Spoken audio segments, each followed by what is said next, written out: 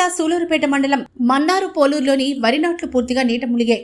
ఎగువన ఉన్న కాలంగి రిజర్వాయర్ పూర్తిగా నీటితో నిండిన కారణంగా నిన్న అధికారులు గేట్లను ఎత్తడంతో నీటి ఉధృతి ఎక్కువై నీటి ప్రవాహంతో నూకలపాలెంలోని పంట పొలాలతో పాటు బృందావన కాలనీ లేఅవుట్ పూర్తిగా నీటిలో మునిగాయి.